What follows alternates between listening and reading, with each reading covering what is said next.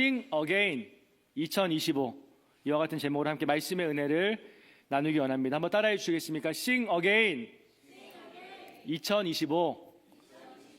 네, 오늘은 2025년의 마지막 주일입니다. 시작은요 늘 우리에게 뭐를 주죠? 시작은 설레임을 주고 마지막은 언제나 아쉬움을 줍니다. 모든 것에는요 시작과 끝이 있죠. 시작이 중요한 것처럼 끝도 굉장히 중요합니다. 야심차게 시작했는데 중간에 포기하거나 마무리를 잘 하지 못하면요 의미가 아무래도 퇴색될 수밖에 없습니다. 마지막은요 또 다른 시작이죠. 우리 2025년을 잘 마무리하고 또 새로운 2026년에도 하나님의 놀라운 은혜와 그 사랑 안에서 살아가는 우리 모든 성도님들 되시기를 예수님의 이름으로 축원합니다. 아멘. 지난 한 해를 돌아보면요 우리가 받은 은혜가 사실 너무나 많습니다. 그렇죠? 하나님께 받은 은혜는 사실 말할 것도 없고요, 주변 사람들을 통해서 받은 은혜도 많습니다. 하나님을 향한 은혜도 잊어버리면 안 되고 사람에 대한 은혜도 사실 잊어버리면 안 되죠. 은혜를 받으면 어떻게 반응해야 될까요? 그 받은 은혜에 감사하고 보답하는 인생을 살아야 합니다. 그런데 오늘날 보면 선의를 악용하거나 은혜를 원수로 갚는 사람들이 있습니다. 사진 한번 보여주실래요? 무슨 사진이냐면 한국에서 대전을 가면 유명한 빵집이 있습니다. 가보신 분들도 있을 텐데 성심당 들어는 보셨죠? 성심당이라는 빵집입니다. 빵을 먹기 위해서 수많은 사람들이 찾아오고 줄을 서서 기다립니다. 왜 그럴까요? 그만한 가치가 있다고 생각하기 때문에 먼 거리에서도 대가를 치르고 와서 이제 기어이 빵을 사는 거죠. 그런데 줄을 서지 않고 바로 빵을 살 수 있는 사람들이 있다고 합니다. 누굴까요? 바로 임산부입니다. 아무래도 임산부는 몸이 무겁고 힘들기 때문에 성심당에서 임산부 프리패스 제도를 만들어서 임산부들을 배려하고 있습니다. 그런데 기사를 제가 보니까 선의를 악용하는 사례가 있어서 논란이라고 합니다. 최근 온라인 커뮤니티와 중고거래 플랫폼에서 건당 2만 원에서 3만 원, 한 20불 정도의 사례금을 받고 임산부가 같이 입장해주는 알바를 한다는 글이 올라온다고 합니다. 반대로 임산부를 찾아서 그 동행을 같이 들어가 주기를 동행을 요구하고 돈을 페이하는 사람들도 있다고 합니다. 그러니까 선의를 악용하는 것은요 좋은 마음이 아닙니다.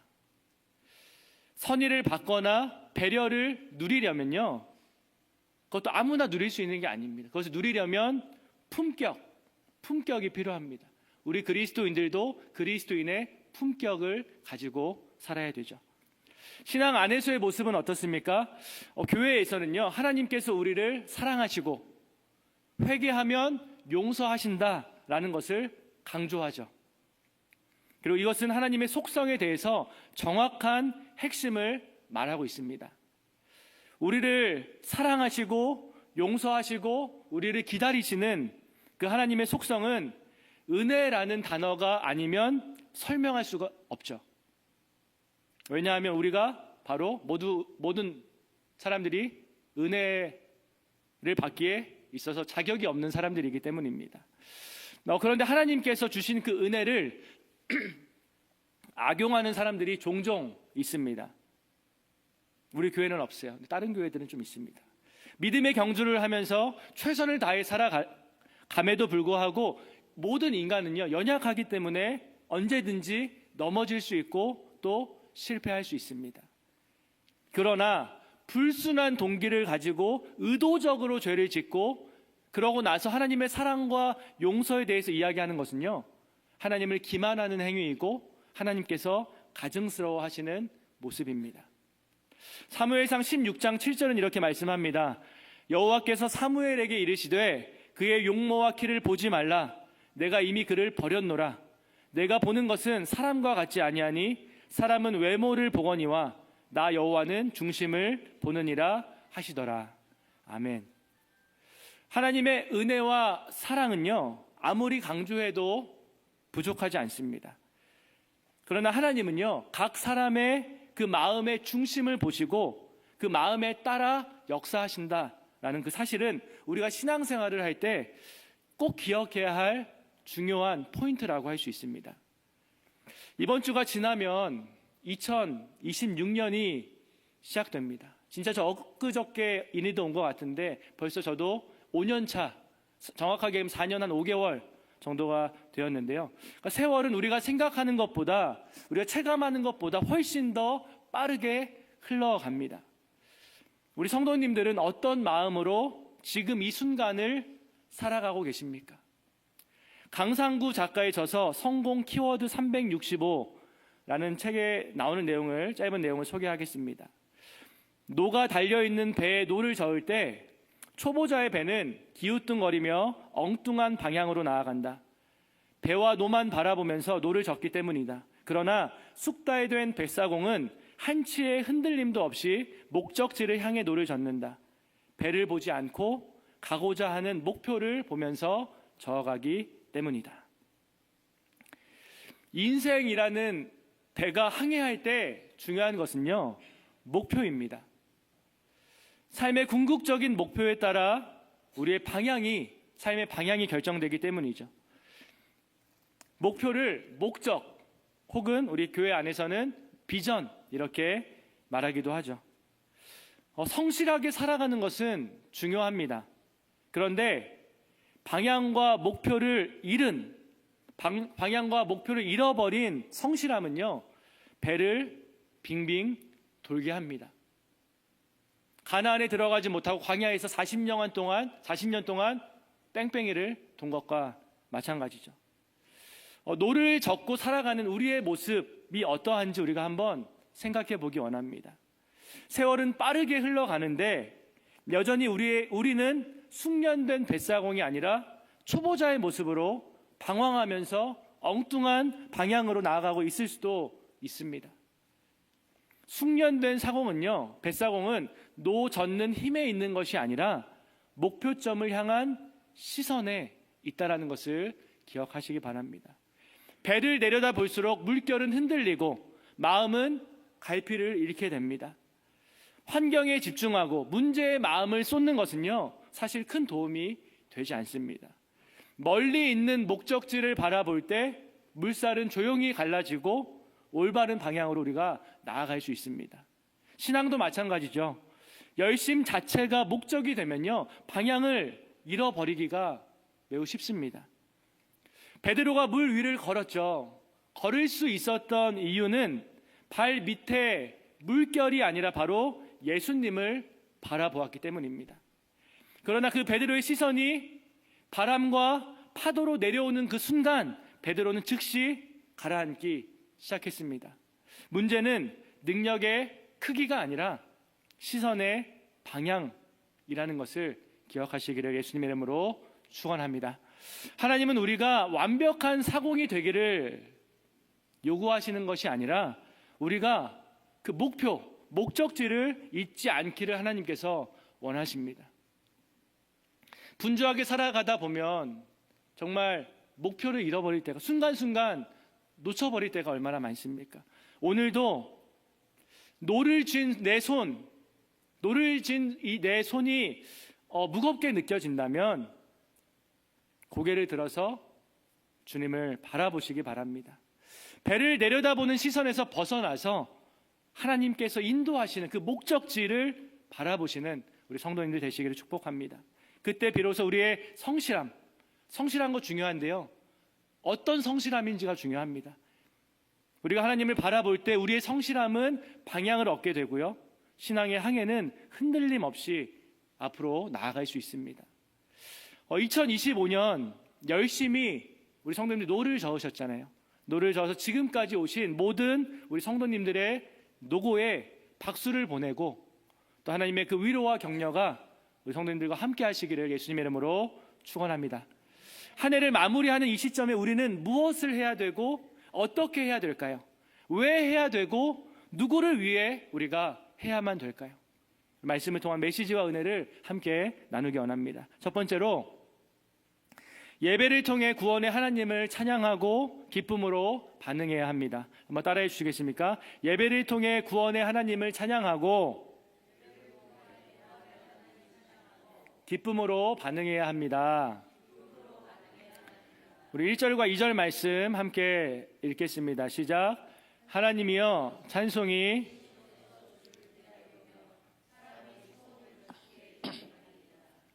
기도를 들으시는 주여 모든 육체가 주께 나아오리이다. 아멘.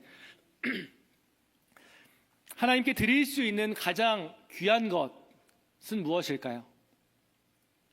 하나님께 드릴 수 있는 가장 귀한 것, 그것은 바로 삶의 예배라는 것을 믿으시기를 예수님의 이름으로 축원합니다. 예배는요 공간과 시간에 갇혀있는 개념이 아닙니다. 매주 주일 오전에 한 번 교회에서 예배드리는 것 너무나 귀하고 감사한 일이죠. 함께 예배드릴 수 있는 것이 하나님의 은혜죠.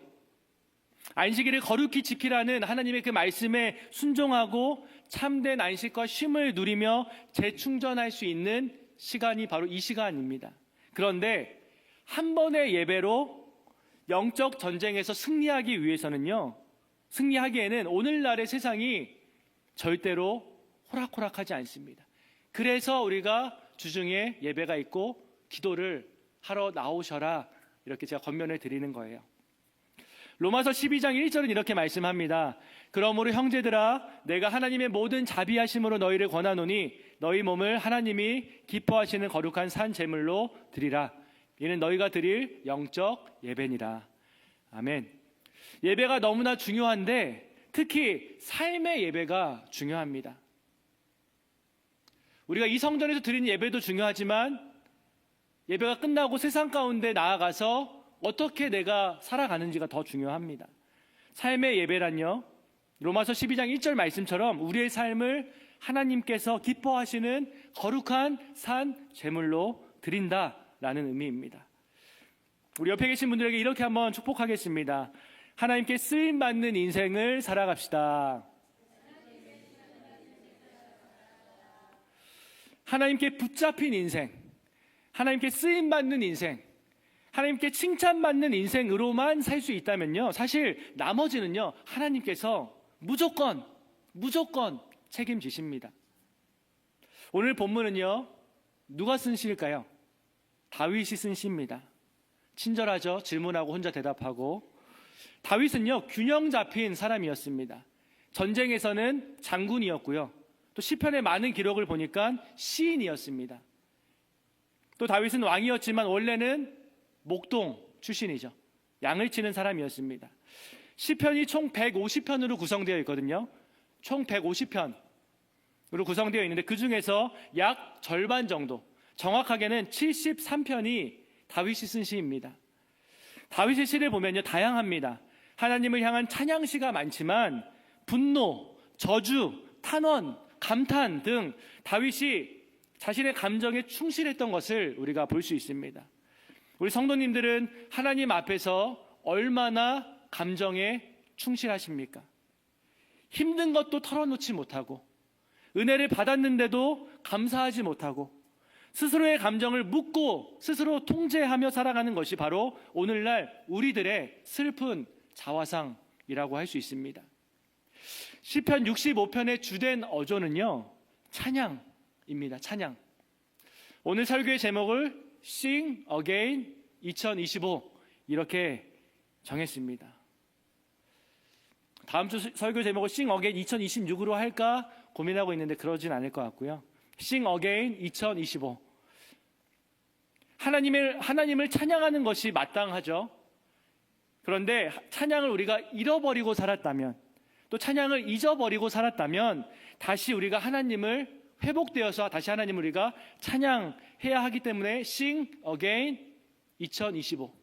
찬양을 잃어버렸다면 다시 찬양을 회복해야 되고, 하나님께 찬양을 드리는 삶을 살았다면 더 많은 하나님께 찬양을 드려야 한다라는 의미입니다. 감사와 찬양이 넘치는 인생이 있고요, 그렇지 않은 인생, 불평하고 원망하고 시기하고 질투하고 그런 인생이 있습니다. 그런데 그런 인생, 두 인생은요, 그 결과가 다를 수밖에 없죠. 무엇보다 우리는 예배를 통해서 구원의 하나님을 찬양하고 또 하나님의 은혜에 대해서 기쁨으로 반응하는 것이 중요합니다. 우리 3절과 4절 말씀 함께 읽겠습니다. 시작. 죄악이 나를 이겼사오니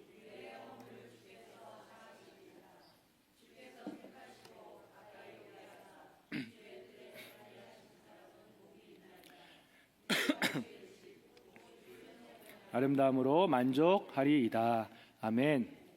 우리가 하나님의 속성을 얘기할 때 구원의 하나님으로 인해 기뻐하고 또 주님을 높이는 인생을 살아가시기를 예수님의 이름으로 축원합니다.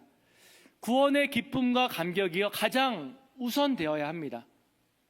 시인이자 작가인 로이 레신의 시 인간에게 가장 필요한 것, 이 시를 제가 소개하겠습니다. 인간에게 가장 필요한 것이 지식이었다면 하나님은 우리에게 교육가를 보내셨을 것이다.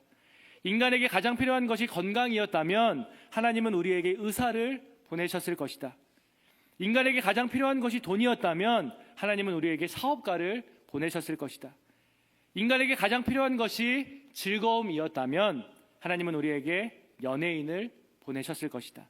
그러나 인간에게 가장 필요한 것은 죄 사함이었다. 그래서 하나님은 우리에게 구세주를 보내주신 것이다. 인간의 모든 문제의 뿌리는요, 죄입니다. 죄는 하나님과의 단절을 가져왔습니다. 그래서 하나님은 죄의 문제를 해결하기 위해 우리에게 예수 그리스도를 구세주로 보내주셨습니다. 예수님께서 이 땅에 오셔서 하신 일들이 여러 가지가 있는데요. 병을 고치셨고요. 귀신을 쫓아내셨고 또 많은 사람을 먹이셨습니다. 그러나 예수님께서 오신 가장 큰, 가장 중요한 목적은 바로 죄 사함입니다. 죄의 문제가 해결될 때 우리가 구원을 받을 수 있고요. 믿음을 통해 또 하나님 나라가 회복되고 우리가 죄의 문제가 해결될 때 우리가 주신 사명을 감당할 수 있기 때문입니다. 예배를 통해서 구원의 하나님을 찬양하고 하나님의 은혜의 기쁨으로 반응하는 성도님들 되시기를 예수님의 이름으로 축원합니다. 아멘. 두 번째로 하나님의 통치와 인도하심 안에서 즐거워하는 것이 성도의 사명입니다. 한번 따라해 주시겠습니까? 하나님의 통치와 인도하심 안에서 즐거워하는 것이 성도의 사명입니다. 우리 5절 말씀 함께 읽겠습니다. 시작. 우리 구원의 하나님이시여 땅의 모든 끝과 먼 바다에 있는 자가 의지할 주께서 의를 따라 어미하신 일로 우리에게 응답하시리이다. 아멘. 구원의 하나님을 찬양한 다윗이요 이번에는 어미와 권능으로 온 세상을 다스리시는 통치자 하나님을 찬양하고 있습니다. 피조물이죠. 우리는 다 피조물입니다. 그런데 피조물이 창조주를 찬양하는 것은요 당연한 이치입니다. 그런데 오늘날 이 세상은요 피조물이 창조주를 인정하지 않는 시대입니다. 창조주를 거역하고 스스로 주인이 되어서 각자의 바벨탑을 쌓고 살아가는 시대가 오늘 이 시대입니다. 하나님께 구원받은 자녀로 살고는 싶은데 하나님의 통치와 인도하심을 받는 것은 싫다, 부담된다 이렇게 말한다면 우리는 이것을 어떻게 바라봐야 될까요? 하나님의 말씀대로 사는 것을 사람들이요 부담스러워합니다. 성경은 분명히 하나님의 말씀에 순종하는 자들에게 복을 주시겠다 이렇게 기록하고 있습니다. 그런데 사람들은요 성경 말씀을 취사 선택합니다. 자기에게 맞거나 유리한 거, 그런 자기가 좋아하는 그런 말씀은 골라서 취하고 불리하거나 부담되거나 싫은 것은 그 말씀으로부터 등을 돌립니다. 이것이 바로 오늘날 성도의 삶에서 하나님의 역사가 나타나지 않는 가장 큰 이유라고 말할 수 있습니다. 하나님께 전적으로 맡길 때 하나님의 일하심을 경험하게 된다는 것을 기억하시기 바랍니다. 하나님 나라가 임한다라는 것은요, 하나님의 주권을 우리가 인정하고 하나님의 통치 가운데 우리가 살아가는 것을 의미합니다. 우리 성도님들의 가정에 하나님 나라가 임하고, 사업장에 하나님 나라가 임하고, 교회에 하나님 나라가 임하기 위해서는 하나님의 말씀대로 살아야 되고, 하나님의 통치 가운데 나의 삶을, 우리의 삶을 거기에 맞추는 과정이 반드시 필요합니다. 하나님의 통치와 인도하심 안에서 기뻐하고 즐거워하는 것이 성도의 사명이라는 것을 우리는 기억하고 그렇게 살아야 됩니다. 우리 6절부터 8절까지의 말씀 우리 함께 읽겠습니다. 시작. 주는 주의 힘으로 산을 세우시며 권능으로 띠를 띠시며 바다의 설렘과 물결의 흔들림과 만민의 소요까지 진정하시나이다. 땅 끝에 사는 자가 주의 징조를 두려워하나이다. 주께서 아침 되는 것과 저녁 되는 것을 즐거워하게 하시며. 아멘. 하나님의 전지전능하심 앞에서 우리가 할 수 있는 일은요, 감탄하는 것과 무릎 꿇는 것밖에 없습니다. 엄밀하게 얘기하면 그렇습니다. 창조주 하나님께서 피조물인 우리를 누구보다 잘 알고 계십니다. 가끔 이런 생각을 할 때 있지 않습니까? 나도 내 마음을 잘 모르겠어. 나도 내 마음을 잘 모르겠어. 이렇게 얘기 다 해보셨죠? 그런데 그 고백이 사실이라는 거죠. 부모와 자녀가 서로의 마음을 모르고요, 같이 사는 부부도 서로 다른 생각을 하는 것이 우리 인간의 실존입니다. 동상이몽이라는 말이 있죠. 각자 생각이 다 다릅니다. 그런데 하나님은 다 알고 계신다라는 거죠. 왜냐하면 우리를 하나님의 형상으로 창조하셨기 때문입니다. 창조주 하나님 앞에서 주님을 찬양하고 하나님을 높일 때 우리가 복을 받을 수 있을까요? 아니면 우리가 불평하고 원망하고 하나님이 아닌 다른 우상을 찾을 때 우리가 복을 받을 수 있을까요? 우리가 조금만 생각해 보면요, 어렵지 않습니다. 조금만 생각해 보면 우리가 답은 우리가 금방 찾을 수 있습니다. 미국의 언론인이자 동기부여 작가였던 윌리엄 아서 워드는 감사에 대해서 이렇게 말했습니다. 감사야말로 평범한 날을 특별한 날로, 일상적인 일을 기쁨으로, 평범한 기회를 축복으로 바꾼다. 다시 한번요. 감사야말로 평범한 날을 특별한 날로, 일상적인 일을 기쁨으로, 평범한 기회를 축복으로 바꾼다. 뭐가요? 감사가 그렇습니다. 우리 사랑하는 성도 여러분, 하나님을 기뻐하고 하나님을 즐거워하시기를 예수님의 이름으로 축원합니다.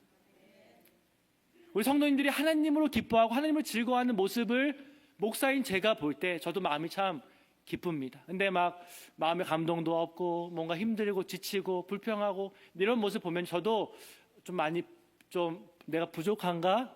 뭔가 좀 이렇게 뭔가 더 해드릴 수 있는 게 없나? 이런 생각이 들 때가 있습니다. 우리가 하나님을 기뻐하고 즐거워하는 것이요, 바로 창조 질서에 맞는 일이고요, 우리가 복을 받고 또 누릴 수 있는 비결입니다. 다른 곳에서 복을 찾지 마시고 하나님 안에서 복을 찾으시고 즐거워하시고 기뻐하시기 바랍니다. 하나님께서 주시는 기쁨을 다른 것으로 대체하려는 시도는요, 더 갈급한 상황으로 우리를 몰아갈 수 있습니다. 목이 마르다고 소금물 먹으면 시원해가 아니라 더 우리가 물을 찾게 되는 것과 마찬가지죠. 온 세계를 창조하시고 주관하시고 통치하시는 그 하나님 안에서 즐거워하고 기뻐하시기를 예수님의 이름으로 축원합니다.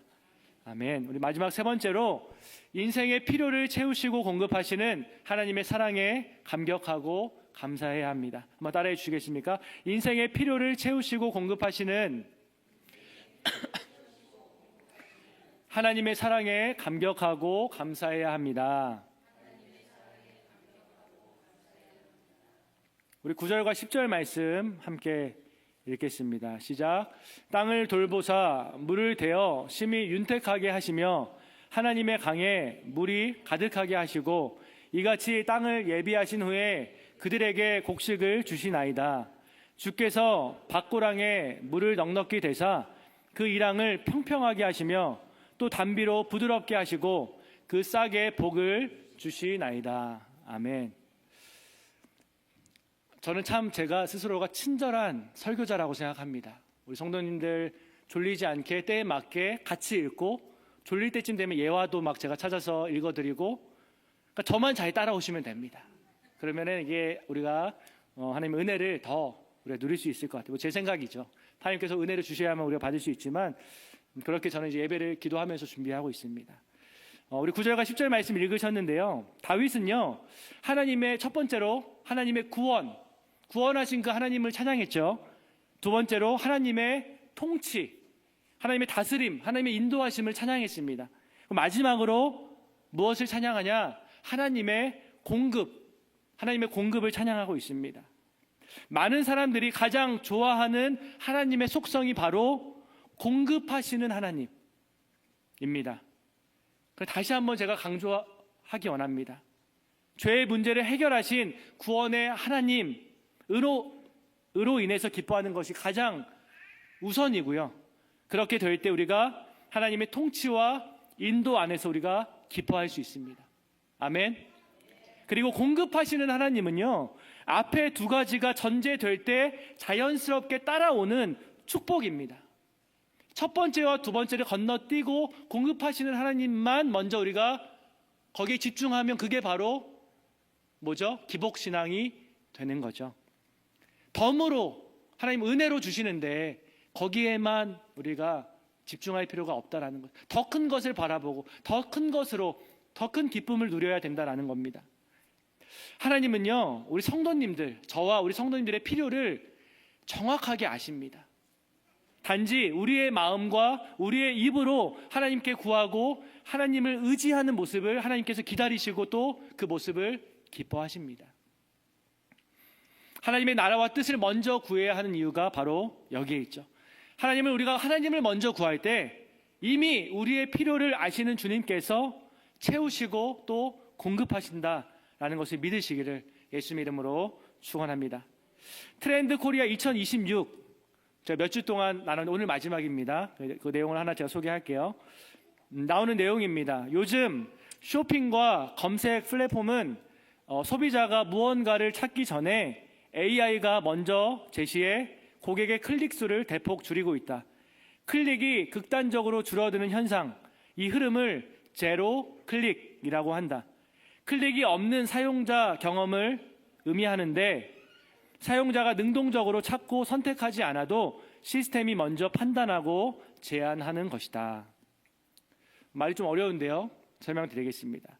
제로 클릭은요, 이 디지털 소비 여정의 근본적인 변화를 의미합니다.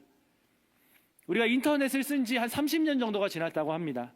지난 30년 동안 우리가 검색, 클릭, 비교, 선택, 다시 한번요. 검색, 클릭, 비교, 선택, 이 과정을 거쳤습니다. 그러나 생성형 AI는 이 중간 과정을 생략시켜버린다라는 거죠.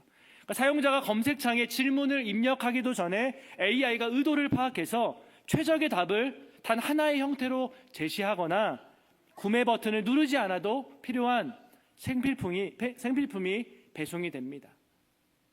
아마존 같은데 우리가 이렇게 몇 개를 한 번씩 자동으로 설정해 놓으면 구독하면 오는 것도 마찬가지죠. 앞으로 이런 시대가 올 것을 이 트렌드 코리아 2026에서 이제 말하고 있습니다. 특성을 이제 말하고 있습니다. 그런데 사실 우리가 어떻게 보면요, 하나님은요, 태초부터 우리 인생에 대해서 완벽한 제로 클릭 시스템을 갖추고 계신 분이 바로 하나님이라는 것이죠. 우리의 형질이 이루어지기 전에 우리를 아셨고 보셨고 또 우리의 또 앉고 일어섬을 아시고 또 우리 혀의 말을 알지 못하는 것이 하나도 없으신 분이다라고 성경은 기록하고 있습니다. 또 마태복음 6장 8절은 이렇게 말씀합니다. 그러므로 그들을 본받지 말라. 구하기 전에 너희에게 있어야 할 것을 하나님 너희 아버지께서 아시느니라. 아멘. 그러나 이 기술이 주는 제로 클릭과 이 신앙 안에서 하나님께서 미리 아시는 것 사이에는요, 결정적인 차이가 있습니다. 세상의 기술은요, 즉각적인 매우 빠른 결과를 주는 것이 효율이고 미덕이다 이렇게 생각을 하지만 하나님은요 이미 다 알고 계시지만 우리에게 과정을 요구하신다라는 것이죠. 그 과정이 뭐죠? 그 과정이 바로 기도의 과정입니다. 하나님께서 우리의 필요를 몰라서 우리에게 구하라 이렇게 말씀하시는 것이 아니에요. 다 알고 계시지만 이렇게 말씀하십니다. 예레미야 29장 12절과 13절 말씀입니다. 너희가 내게 부르짖으며 내게 와서 기도하면 내가 너희들의 기도를 들을 것이요 너희가 온 마음으로 나를 구하면 나를 찾을 것이요 나를 만나리라. 아멘. AI는요 이 소비자의 수고를 덜어주기 위해서 그 과정을 삭제하지만 빼버리지만 하나님은 자녀와의 관계를 맺기 위해서 꼭 필요한 과정으로 우리를 초대하신다라는 것이죠. 따라서 기도는 우리가 원하는 그 결과만을 추구하기 위한 목적이 아니라 방법, 수단이 아니라 하나님을 만나는 하나님의 사랑을 경험하는 하나님을 향한 그 사랑의 과정이라고 말할 수 있습니다. 결론은 기도해야 된다라는 거죠. 오늘날 얼마나 우리가 편리한 세상을 살아가고 있습니까? 하지만 신앙생활을 할 때에는요 너무 편리한 것을 추구하면 우리의 믿음이 반드시 변질됩니다. 고민하고 씨름하고 말씀 속에서 길을 찾고 무릎 꿇어 묻는 그 치열한 신앙의 여정을 생략한 채 즉각적인 응답과 해결책만을 바라는 신앙의 제로클릭을 우리가 꿈꾸면 안 됩니다. 기도가 응답되지 않는 것 또한 하나님의 응답이고 그것이 우리를 향한 하나님의 사랑의 방법일 수도 있습니다. 그 과정 가운데 우리가 무릎 꿇고 눈물 흘리고 간절히 하나님만을 의지하는 그 마음을 하나님께서 원하시기 때문입니다. AI가 답을 먼저 주는 시대일수록요 더 간절하게 기도하고 하나님의 은혜와 사랑에 반응하는 그런 복된 인생 살아가시기를 예수님 이름으로 축원합니다. 11절부터 13절 말씀 함께 읽겠습니다. 시작. 주의 은택으로 한 해를 관시우시니 주의 길에는 기름 방울이 떨어지며 들의 초장에도 떨어지니 작은 산들이 기쁨으로 띠를 띄었나이다. 초장은 양떼로 옷 입었고 골짜기는 곡식으로 덮였음에 그들이 다 즐거이 외치고 또 노래하나이다. 아멘. 마지막의 핵심입니다. 그들이 다 즐거이 외치고 또 노래하나이다. 이 모습이 우리의 모습이 되어야 합니다. 다윗은요 하나님께서 주시는 은혜와 사랑으로 한 해 1년이 완전히 보호되고 축복받은 것에 대해서 하나님을 높이고 찬양했습니다. 우리 성도님들의 2025년은 어떠하셨습니까? 힘들었어요. 거기 힘들 수 있죠. 근데 거기서 끝나는 게 아니라 힘들었지만 하나님의 은혜와 도우심으로 지금까지 왔습니다. 거기까지 우리가 고백이 나아가야 된다는 거죠. 매년 반복되는 분주한 일상 속에서 살아가는 인생이 아니라 삶의 구비구비마다 하나님의 선하심을 우리가 경험하고 하나님의 은혜를 누리고 하나님의 축복을 증거하는 복된 인생 살아가시기를 예수님의 이름으로 축원합니다. 하나님께서 함께 하시면요 모든 순간이 은혜라는 것을 깨닫게 됩니다. 내가 깨닫고 싶지 않아도 하나님께서 함께 하시면 깨달아진다라는 거죠. 구원받은 백성으로 하나님의 말씀에 순종하고 또 하나님의 통치와 인도하심을 따라가면 삶의 모든 필요를 채우시는 하나님을 우리가 경험하게 됩니다. 해봐야 우리가 경험할 수 있어요. 안 하면 경험할 수 없습니다. 근데 사람들이 전적으로 하나님께 맡기지 못하니까 하나님의 은혜와 일하심을 경험하지 못하는 겁니다. 하나님을 경험하면 우리는 그 살아계신 하나님, 나와 함께 하시는, 나와 동행하시는 그 하나님을 찬양하는 인생을 살아갈 수밖에 없습니다. 힘든데, 상황은 진짜 힘들 수밖에 없는 상황이지만 마음 가운데 정말 평안이, 기쁨이 넘치는 것을 정말 우리가 경험할 수 있다라는 것이죠. 주님은 나의 최고봉이란 책에서 오스왈드 챔버스는요 이렇게 말합니다. 오늘날 많은 신자가 주님을 위해 수고하지만 그분과 동행하지는 않는다. 오늘날 많은 신자가 주님을 위해 수고하지만 그분과 동행하지는 않는다. 이렇게 진단합니다. 이 세상에는요 수많은 그리스도인들이 있지만 하나님 안에서 다 기뻐하고 다 즐거워하는 인생을 사는 것은 아닙니다. 모든 그리스도인들이 하나님의 뜻대로 살아가는 것도 아닙니다. 살아가야 되는데 그렇게 살지 못하고 있는 거죠. 그렇게 세월이 계속 흘러가는 거죠. 하나님을 위해 수고하고 헌신하지만 때로는 마르다처럼 예수님의 말씀을 놓치고 말씀에 집중하지 못하고 살아갈 때도 있습니다. 매 순간 우리가 하나님을 찬양하지 않으면요, 찬양하기로 결단하지 않으면 우리는 언제든지 침체될 수 있고 사단의 공격에 넘어질 수밖에 없는 연약한 존재라는 것을 항상 기억하고 겸손함으로 우리가 살아가야 될 줄 믿습니다. 말씀을 정리하겠습니다. 하나님을 찬양하고 기뻐하고 즐거워하기 위해 필요한 것은요, 우리의 마음입니다. 1년 365일 정말 기쁘고 감사한 일들만 가득하다면 얼마나 좋겠습니까? 그런데 사단도 우는 사자처럼 두루 다니며 삼킬 자를 찾고 있습니다. 그렇게 성경이 말씀하고 있죠.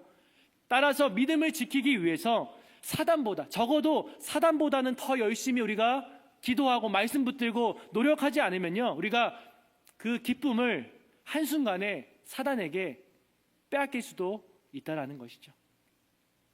2025년의 마지막 주일 예배 나오신 우리 성도님들은 예배를 통해서 구원의 하나님을 찬양하고 기쁨으로 반응하는 인생을 살아가시기를 예수님의 이름으로 축원합니다. 하나님의 통치와 인도하심 안에서 즐거워하는 인생을 살아가시기를 축복합니다. 마지막으로 우리 인생의 필요를 채우시고 공급하시는 하나님의 그 사랑에 감사하는, 감격하는 그런 인생 살아가는 저와 우리 모든 성도님들 되시기를 예수님의 이름으로 축원합니다. 기도하겠습니다. 사랑해 주신